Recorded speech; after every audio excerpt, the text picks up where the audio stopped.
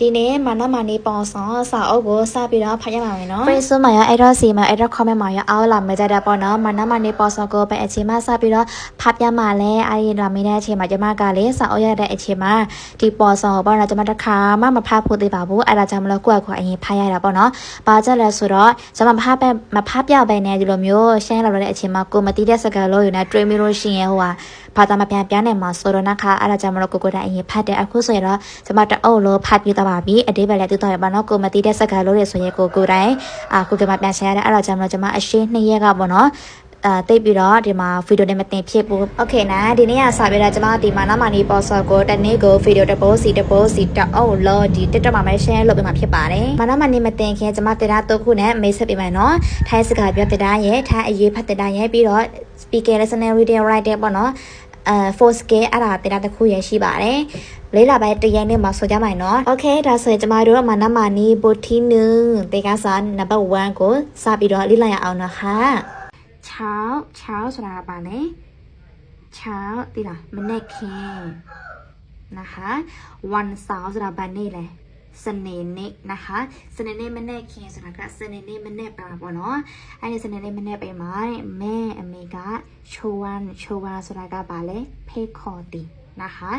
ကျမတစ်ချက်ပြောပြမယ်နော်အခုကျမ story ကိုဖတ်တဲ့နေတဲ့အချိန်မှာစာလို့မပေါပေးပါဘူးစာလို့ပေါလို့ရှိရင်တက္ကစာတိတ်ကို2ရက်3ရက်တော့တင်ရမှာဖြစ်ပါတယ်တဲ့စာလို့မပေါပေးပါဘူးဒီစာအုပ်တွေကိုဖတ်နေဖို့ဆိုရင်ကျမ writing မှာတင်ပြထားတဲ့သင်ခန်းစာတွေကိုတင်ရမှာဖြစ်ပါတယ်ထိုင်ပြီးတော့တရာတို့ပေါ့နော်အဲ့ဒါကိုတင်ရဖြစ်ပါတယ်ပြီးမှကျမတို့ဒီလိုမျိုးစာအုပ်ကိုဖတ်နိုင်မှာဖြစ်ပါတယ်นะคะထိုင်စာအခြေခံကိုအရင်တက်အောင်တင်ပါပြီးလို့ရှိရင်တော့ဒီစာအုပ်တွေကိုဖတ်နိုင်ပြီပေါ့နော်นะคะနောက်ဆိုရင်မန်ရှူမာနီဆိုအမေကမာနီကိုခေါ်သွားတယ်ไปซื้อแล้วก็ตัวเวพกับค่าဆိုတာကทำไมให้แช่แม่อีกอย่างဘယ်နေရာမှာတော့ရအောင်ဆိုတော့ที่ตลาดမှာဈေးမှာတဲ့ทำไมให้แช่ဖို့ဈေးကိုခေါ်တယ်ပေါ့နော်ทำไมให้แช่แม่အရာတွေကိုဝယ်ဖို့အမေကမာနီကိုဈေးတို့ခေါ်သွားတယ်တဲ့ဘယ်နေ့မှာလဲစနေနေ့မနေ့ပိုင်းမှာဘာကြလဲဆိုတော့ခလေးတွေဆိုရင်တော့စနေတဲ့နေ့ကနေဆိုရင်မဖြစ်မလဲကြောက်ပေးရတယ်นะคะပေါ်စမှာဆိုရင်တော့သူတို့အိမ်မှာရှိသွားပြီးကြောက်ပေးသွားပြီနော်မာနီကช่วยหิ้วตะกร้าให้แม่မာနီကช่วยဆိုတာဘာဖြစ်လဲကူညီပေးတယ်หิ้วตะกร้าဆိုတာကအဲ့ဒီအမေဆေးသွားတဲ့အချိန်မှာဆွဲချင်းလေးတွေရှိတာမလားအဲ့ဒီဆွဲချင်းကိုကူကသူအမေကိုကူပြီးတော့တက်ပေးတယ်တဲ့နိုင်တရဆိုတာကဈေးထဲမှာมีရှိတယ်คนมากဈေးထဲမှာလူတွေအများကြီးရှိတယ်တဲ့นะคะและเนี่ยมีของขายหลายอย่างของขายဆိုတာကအရာပစ္စည်းတွေပေါ့နော်ของขายအရာပစ္စည်းတွေအမျိုးဆိုရှိတယ်ဈေးထဲမှာနော်အဝတ်အစားတွေရှိမယ်တက်သေးတွေရှိမယ်ဟင်းချက်မဲ့အရာတွေရှိတယ်ဈေးထဲမှာဆိုရင်အမျိုးဆိုပေါ့နော်အဲ့ဒါကိုပြောချင်တာဖြစ်ပါတယ်ของกินก็มีဆိုတာစားချင်စရာတွေလည်းဘာဖြစ်လဲရှိတယ်စားစရာတွေလည်းရှိတယ်นะคะก้องมีဆိုလဲရှိတယ်ဆိုတဲ့အမျိုးဘာသာပြန်ရတယ်နော်ของใช้ก้องมีဆိုတာကအတိုးပြရတဲ့အရာသုံးစရာတွေလည်းရှိတယ်စားစရာတွေလည်းအများကြီးရှိတယ်တဲ့ဈေးထဲမှာนะคะလူတွေလည်းအများကြီးရှိတယ်ပြီးတော့လူတွေလည်းအများကြီးရှိတယ်ပြီးတော့ရောက်တဲ့ပစ္စည်းတွေလည်းအများကြီးရှိတယ်တဲ့စားစရာတွေလည်းရှိတယ်သုံးစရာပစ္စည်းတွေလည်းရှိတယ်တဲ့ဈေးထဲမှာနော်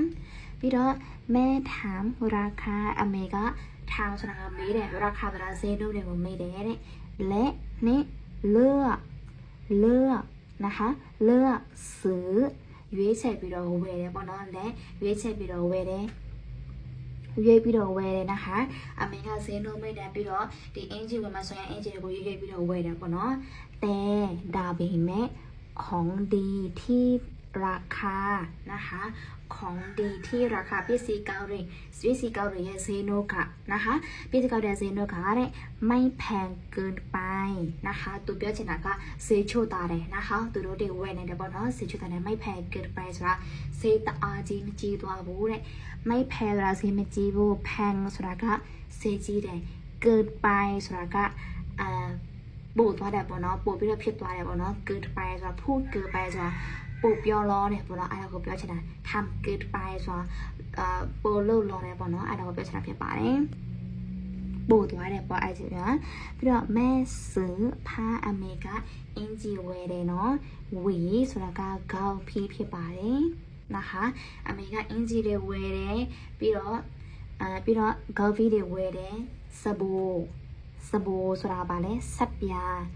และဆိုတာကနှစ်ของกินหลายอย่างစားစရာတွေအများကြီးဝယ်တယ်ဆက်ပြာတွေဝယ်တယ်ဂါဖီတွေဝယ်တယ်အင်ဂျီတွေဝယ်တယ်တဲ့นะคะဈေးနှုန်းကအရင်ချို့သားတယ်ပြီးတော့ဈေးတအားလည်းမကြည့်ဘူးဆိုတော့လေသူကအများကြီးဝယ်တယ်တဲ့အမေကနဲ့ပြီးတော့မီဂလူဆိုတာကပါလဲစာမနောင်ဆိုတာကတံပီယာတီပလာထိုးဆိုတာကငါနော်ခိုင်ဆိုတာကကြက်ဦးဖြစ်မယ်ဘဲဦးဖြစ်မယ်နော်လက်ဆိုတာကနှစ်ကိုင်ဆိုတာကပါလဲစက်သားတွေအကလို့ဝဲတယ်ပေါ့နော်စက်သားတွေကြက်ဦးတွေ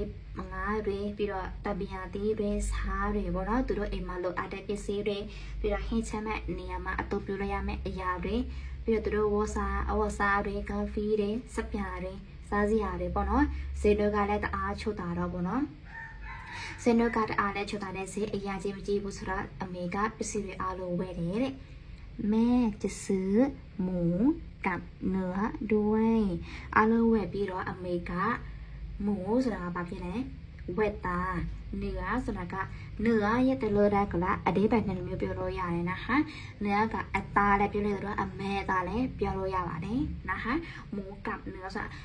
ဝက်သားနဲ့အမဲသားကိုအမေကဝယ်မလို့นะคะแต่ไม่มีขายဒါပေမဲ့မရောက်ဘူးတဲ့အဲ့ဒီမှာนะคะဈေးထဲမှာမရောက်ဘူးတဲ့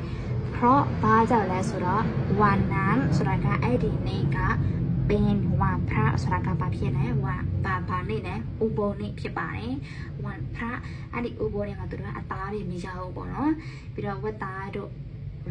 အမဲသားတို့အဲ့ဒီဥပုသ်နေ့မှာမရောက်ဘူးတဲ့นะคะ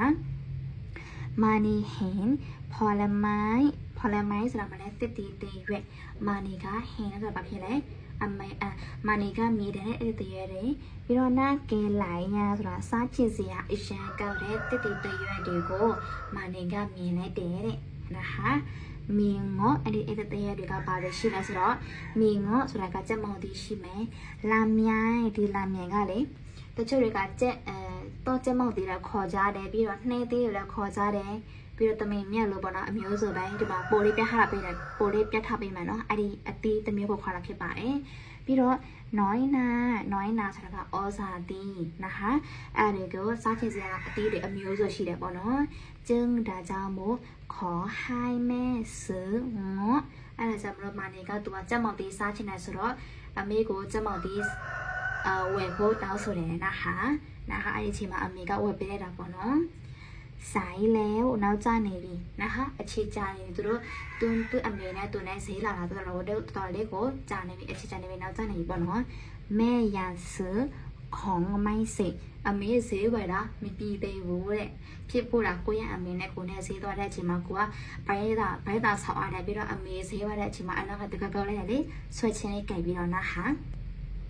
ချဲလေးကြိုက်ပြီးတော့အမေရဲ့နောက်ကတကကောက်လဲဝါလေပြီးတော့အမေကဈေးဝယ်တာမပြီးနိုင်တော့ဘူးအမေကလေးတွေဈေးဝယ်တာပြီးတဲ့အတိုင်းပဲဟုတ်တယ်မလားနော်ပြီးတော့မာနီဒူတာမဲ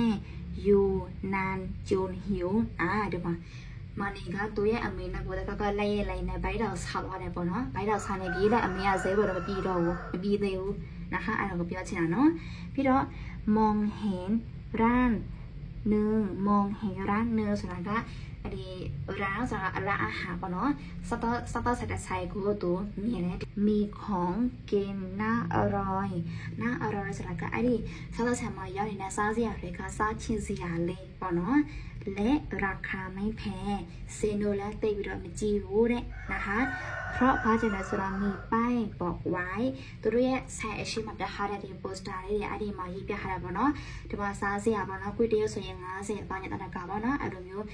စားစရာတွေရောပြီးတော့ဆေးနှုတ်တွေရောရေးပြထားတယ်ဆိုတော့သူတို့သိတယ်ပေါ့နော်ဒီဆေးနှုတ်ကအစိမ်းမကြည့်ဘူးဆိုတော့นะคะအဲ့ဒီချိန်မှာမာနင်းကျင်းဒါကြောင့်မလို့မာနေကชวนแม่เข้าไปอะไรจะไม่รู้มานี่เลยก็ตู้ยาอเมริกาขอก็ได้ป่ะเนาะไอ้นี่ใส่ได้ป่ะนะพี่รอแม่เห็นว่าบ้านอยู่ไกลตลาดဒီမှာแม่เห็นว่าဆိုတာကအမေမိတာကတော့မဟုတ်ပေါ့နော်အမေရဲ့အမြင်ကว่าบ้านอยู่ไกลตลาดဈေးနဲ့အဝေးမှာရှိတယ်ပေါ့နော်တခါတလေဆိုရင်ဒီဟင်ဝါကငါမိတာကတော့ ပြီးတော့စကားဝိုက်တဲ့အချိန်မှာစကားဝိုက်ပြောတဲ့အချိန်မှာတချို့တွေကဒီလိုမျိုးပြောတဲ့ငါဒီလိုမျိုးပြောတဲ့ဆိုရင်သူတို့ရဲ့အမြင်ကိုယ့်ရဲ့အမြင်นะคะจึงพามานีเข้าไปซื้อกินนะคะอะไรจะมาดูมานีก็ขอตัวไปแล้วไอ้ดีเซได้มาเอาดูไอ้ดีซาใส่ได้มาซาจะไหมบอกเนาะไปแล้วในร้านมีคนมาเซได้มาอย่างแบบรู้เลยนะอเมียจะชีเด็ดนะไปแล้วใส่ไปแล้วจริงไหมเนาะแม่พูดว่าอเมริกาเปรี้ยวอะไรเด็ร้านนี้ดีไซน์ก็ทำของอร่อยทำของอร่อยสุดก็ပစ္စည်းတွေလောက်တာစားစရာတွေလောက်တာတဲ့အရှင်စားကောင်းတယ်တဲ့ကျင်းဒါကြောင့်မို့มีคนมากินกรรมมาအဲ့ဒါကြောင့်မလို့လူတွေအများကြီးဒီဆိုင်မှာအများကြီးလာစားကြတယ်ပေါ့နော်အဲ့ဒါတွေများတယ်ပေါ့နော်မာနီพูดกับแม่ว่ามานีก็ตัวရဲ့အမေနဲ့ပြောလဲဆိုတော့เขาคงได้เงินมากนะคะแม่เขาคงได้เงินมากนะคะแม่อเมริกามาเนี่ยก็ตัวอย่างอเมริกาไปได้လူတွေအများကြီးလာစားတာဆိုရင်ဒီရောက်သူอ่ะပေါ့နော်ပိုက်ဆံတွေအများကြီးရမှာပေါ့နော်အမေအဲ့လိုမျိုးမာနေကตัวอย่างอเมริกาไปได้เนาะถ้าใครดีก็ได้เงินมากสิลูกอเมริกาอยู่ได้เพียงได้ซื้อยาก็ได้ส่วนเราไปใส่ในอเมริกาซื้อยาดาบอตมีเอ๋อะไรแบบนี้เนาะแม่ตอบอเมริกาเพียงได้นะคนขายของต้องได้เงินมากทุกคนหรือค่ะแม่มาในถามมาในค่ะมีได้แบบเนาะย้อนตัวเรื่องอาโลလူတိုင်းပေါ့နော်ပြည့်စည်ရတဲ့သူတွေစောင့်ရတဲ့သူတွေအားလုံးကတဲ့ပိုက်ဆံတွေအများကြီးရတာလားတဲ့လူတိုင်းပေါ့နော်ပိုက်ဆံတွေအများကြီးရတာလားတဲ့သူရဲ့အမေကိုမေးလိုက်တယ်ပေါ့နော်သူရဲ့အမေကလည်းဖြေလိုက်မယ်ဘန်ခုံဆိုတာကတချို့သူတွေကก็လည်းပဲဒိုင်မှာတချို့သူတွေကအများကြီးရတယ်ဘန်ခုံก็ได้น้อยတချို့သူတွေကနည်းနည်းရတဲ့သူတွေလည်းရှိတယ်အများကြီးရတဲ့သူတွေလည်းရှိတယ်နည်းနည်းရတဲ့သူတွေလည်းရှိတယ်ဘာတွေကွာခြားလဲဆိုတော့ရောက်ကောင်းရင်ပိုက်ဆိုင်ရမယ်ရောက်နိုင်ရင်ရမကောင်းဆိုရင်ရမကောင်းလို့ဆိုရင်တော့ပိုက်ဆိုင်နည်းနည်းပဲရမှာပေါ့နော်အဲ့ဒါကိုပြောချင်တာဖြစ်ပါတယ်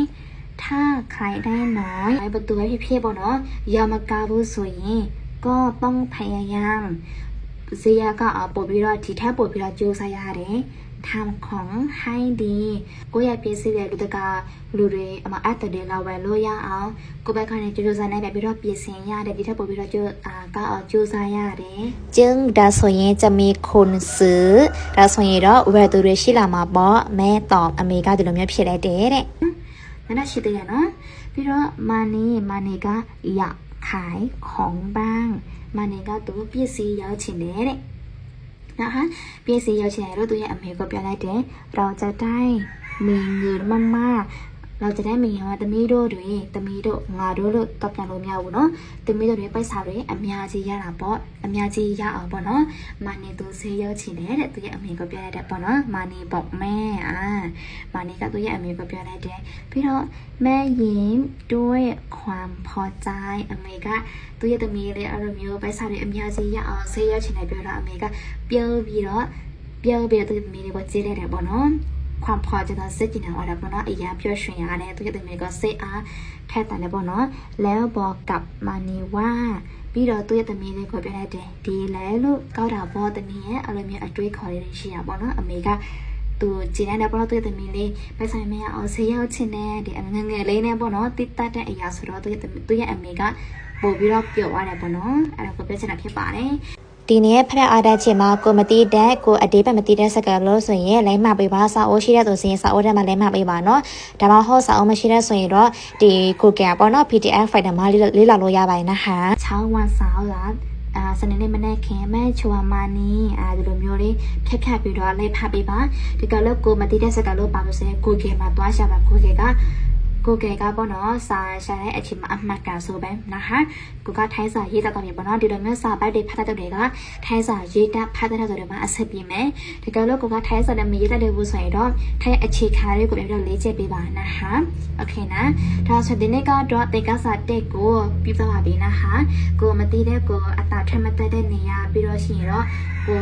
နားမရတဲ့နေရာမှာဆိုရင် comment မှာမနေပါနဲ့ဒါမှမဟုတ် address မှာလည်းလာမေးမြန်းနေပါတယ်นะคะโอเคนะဒီနေ့ဗီဒီယိုကိုဒီလိုစကားပါမယ်นะคะวันนี้ค่ะนะคะขอบคุณนะคะบ๊ายบาย